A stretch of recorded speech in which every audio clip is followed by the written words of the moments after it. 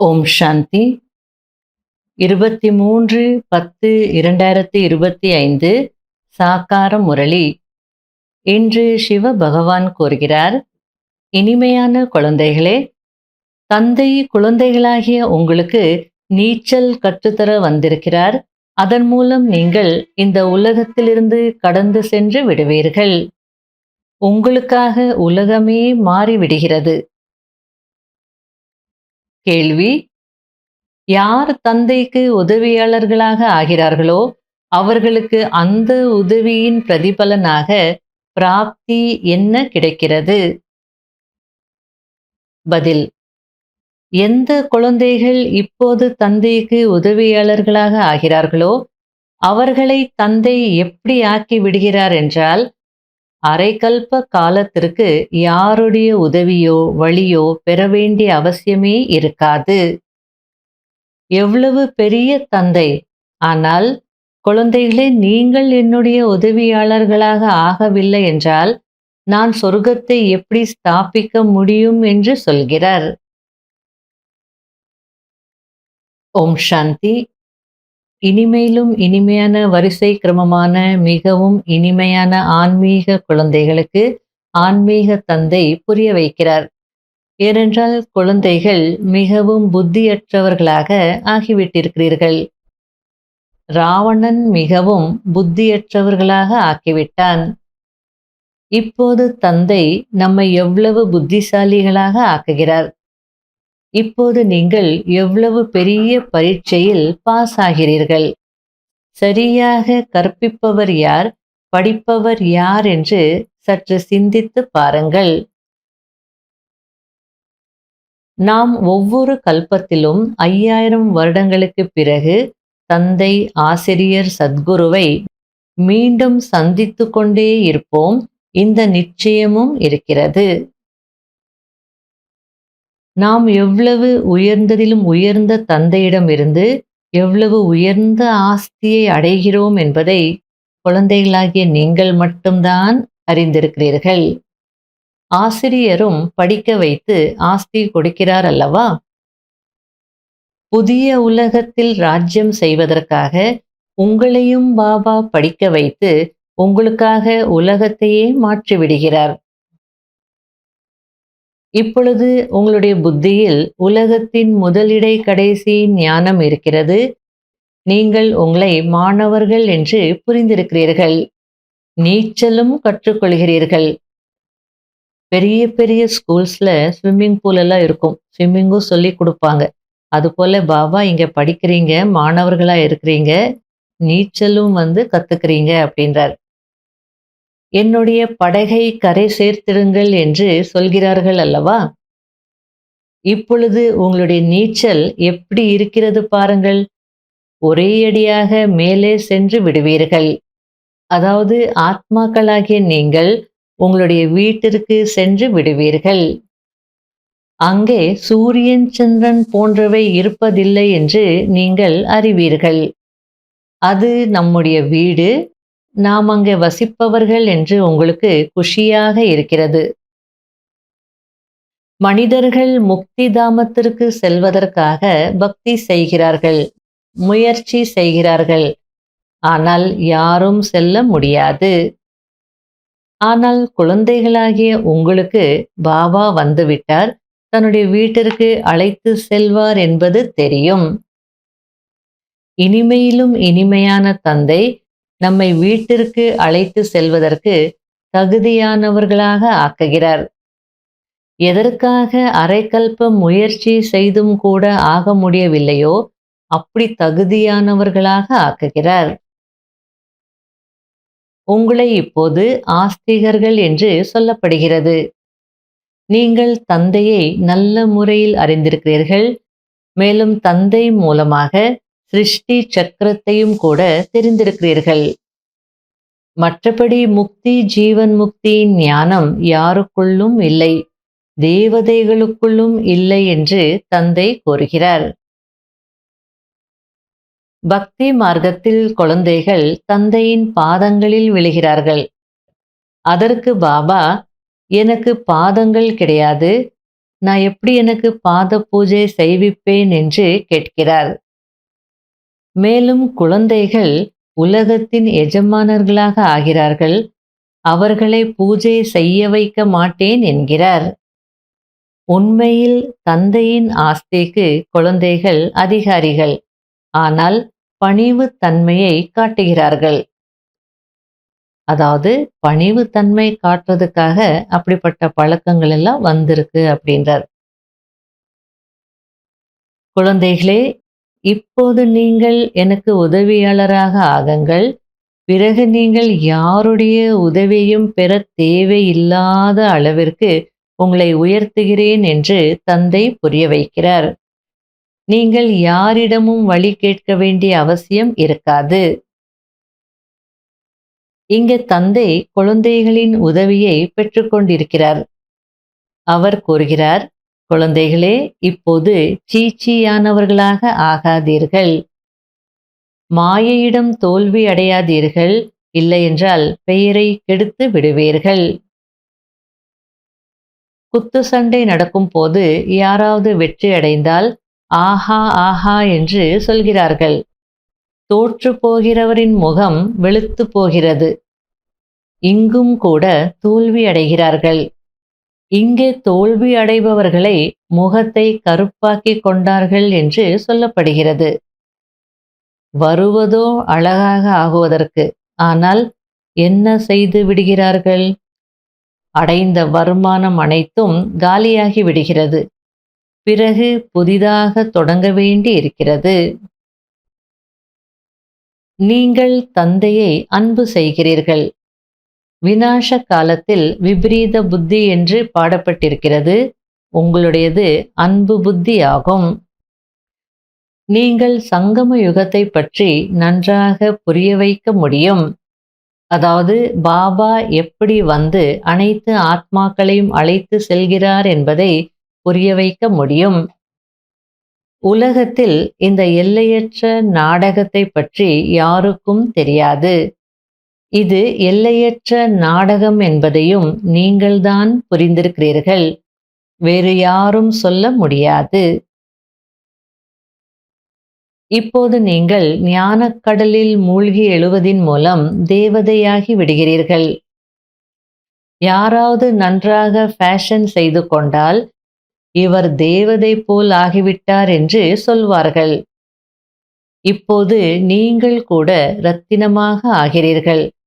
மற்றபடி மனிதர்களுக்கு பறப்பதற்கான சிறகுகள் எல்லாம் இருக்க முடியாது. அப்படி பறக்கவும் முடியாது. அதாவது மானசரோவரில் மூழ்கி எழுந்த உடனே பறி ஆயிடுவாங்க, சிறகுகள் கிடைக்கும், அதுக்கப்புறம் பறந்து போயிடுவாங்க அப்படிலாம் சொல்லுவாங்க. அதுக்கு பாபா புரிய வச்சிட்டு இருக்கிறார். ஞானக்கடல்ல மூழ்கி எழுந்தால் தேவதை ஆக முடியும், சத்தியுகத்துக்கு போக முடியும், மற்றபடி பறக்க எல்லாம் முடியாது அப்படின்றார். ஆத்மா எவ்வளவு சிறியது, ஷரீரம் எவ்வளவு பெரியது. எவ்வளவு சிறிய ஆத்மாவில் 84 பிறவிகளின் சக்கரம் பதிவாகி இருக்கிறது. எந்த மனிதருடைய புத்தியிலும் நாம் எப்படி 84 பிறவிகளை எடுக்கிறோம் என்பது இருக்காது. ஆத்மாவில் எப்படி பாகம் பதிவாகி இருக்கிறது, அதிசயமாக இருக்கிறது. நல்ல குழந்தைகளின் மேல்தான் தந்தைக்கு அன்பு ஏற்படுகிறது. யார் கெட்ட குழந்தைகளாக இருக்கிறார்களோ, அதாவது தந்தையினுடையவராகி பிறகு துரோகிகளாகி விடுகிறார்களோ, விகாரத்தில் சென்று விடுகிறார்களோ, அவர்களை பாபா இப்படிப்பட்ட குழந்தைகள் பிறக்காமல் இருந்திருக்கலாம் என்று சொல்வார். இங்கே நீங்கள் எவ்வளவு உயர்ந்த காரியம் செய்து கொண்டிருக்கிறீர்கள், உலகத்தின் முன்னேற்றம் செய்து கொண்டிருக்கிறீர்கள். ஆனால் உங்களுக்கு 3 அடி நிலம் கூட கிடைப்பதில்லை. குழந்தைகளாகிய நீங்கள் யாரையும் வீடு வாசலை விட வைப்பதில்லை. ஆனாலும் மனிதர்கள் பயப்படுறாங்க.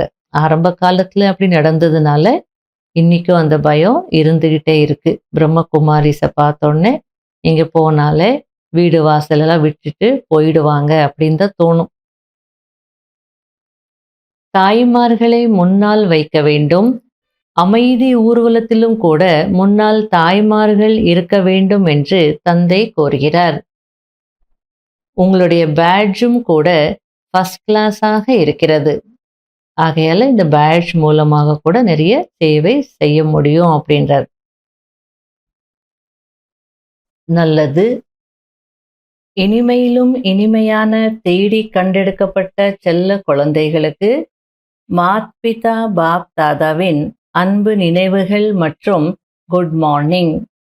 ஆன்மீக குழந்தைகளுக்கு ஆன்மீக தந்தையின் நமஸ்காரம். கடைபிடிக்க வேண்டிய முக்கியமான சாராம்சம். முதல் பாயிண்ட், தந்தையிடம் முழுமையிலும் முழுமையான அன்பு வைத்து உதவியாளராக ஆக வேண்டும். மாயாவிடம் தோல்வி அடைந்து ஒருபோதும் பெயரை கெடுக்க கூடாது. முயற்சி செய்து தேகம் உட்பட என்னவெல்லாம் இருக்கிறதோ அவை அனைத்தையும் மறந்துவிட வேண்டும். இரண்டாவது பாயிண்ட், நாம் சாந்தி தாமம் சுகதாமம் செல்கிறோம் என்று உள்ளுக்குள் குஷி இருக்க வேண்டும். பாபா கீழ்ப்படிந்த ஆசிரியராகி நம்மை வீட்டிற்கு அழைத்து செல்வதற்கு தகுதியானவர்களாக ஆக்குகிறார். தகுதியான நல்ல குழந்தை ஆக வேண்டும், கெட்ட குழந்தையாக ஆகக்கூடாது. வரதானம். ஒவ்வொரு எண்ணம், நேரம், உள்ளுணர்வு மற்றும் கர்மத்தின் மூலமாக சேவை செய்யக்கூடிய நிரந்தர சேவாதாரி ஆகுங்கள். எப்படி தந்தை உங்களுக்கு மிகவும் அன்பானவராக இருக்கிறார், அதாவது தந்தை இல்லை என்றால் வாழ்க்கை இல்லையோ, அதேபோல் சேவை இல்லாமல் வாழ்க்கை இல்லை.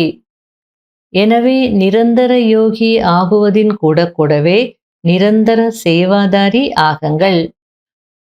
தூங்கும் போது கூட சேவை நடக்கட்டும். நீங்கள் தூங்கிக் கொண்டிருக்கும் போது யாராவது உங்களை பார்க்கிறார் என்றால் உங்களுடைய முகத்தின் மூலம் சாந்தி மற்றும் ஆனந்தத்தின் அதிர்வலைகளை அனுபவம் செய்யட்டும்.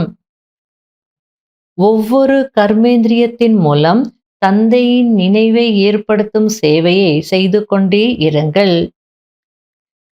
தன்னுடைய சக்திசாலியான உள்ளுணர்வின் மூலம் அதிர்வலைகளை பரப்பிக்கொண்டே இருங்கள். கர்மத்தின் மூலம் கர்மயோகி ஆகுக என்ற வரதானத்தை கொடுத்து கொண்டே இருங்கள். ஒவ்வொரு அடியிலும் பல கோடி மடங்கு வருமானத்தை சேமித்து கொண்டே இருங்கள். அப்போதுதான் நிரந்தர சேவாதாரி என்று அழைக்கப்படுவீர்கள். ஸ்லோகன்.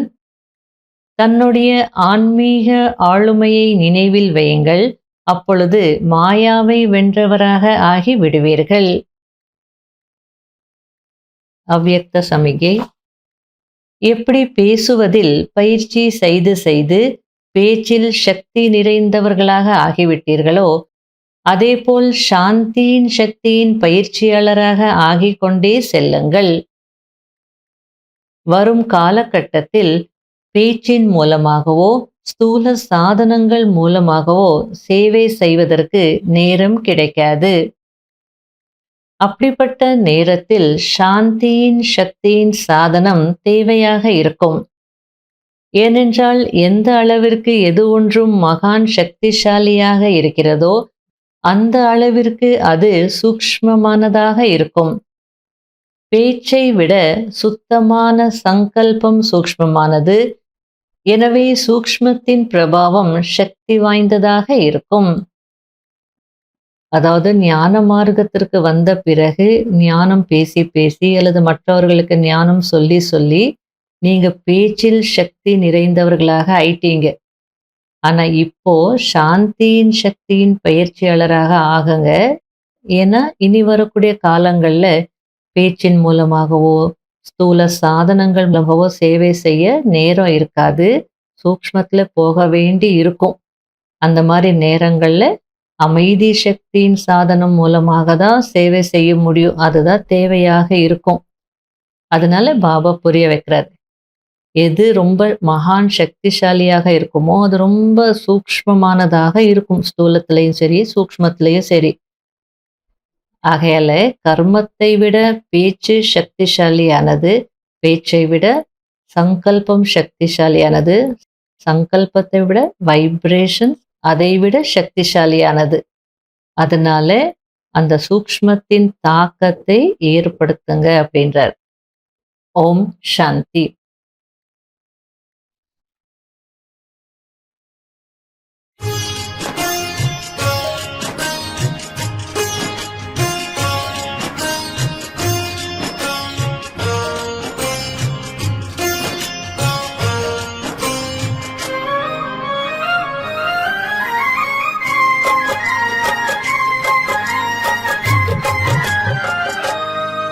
இன்னாருயிர் நண்பன் நீ, என் ஆசை நாயகன் நீ, என் உயிர் பாபா உன் மனதில் பலியாகிறே, என் உயிர் பாபா உன் அன்பில் பலியாகிறே, என்னாருயிர் நண்பன் நீ.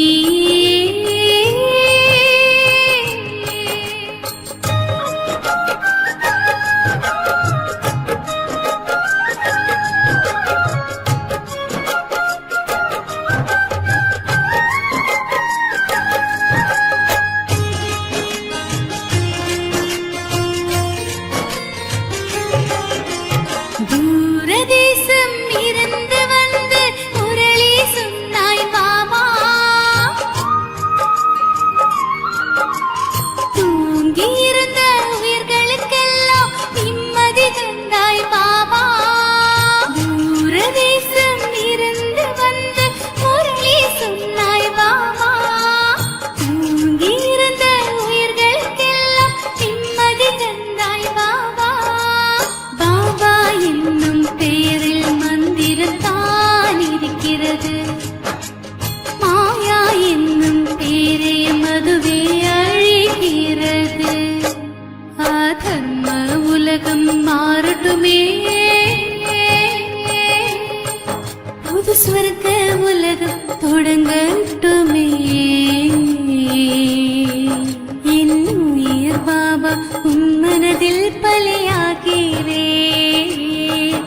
என் உயிர் பாபா உன் அன்பில் பலியாகிறே, என்னாருயிர் நண்பன் நீ.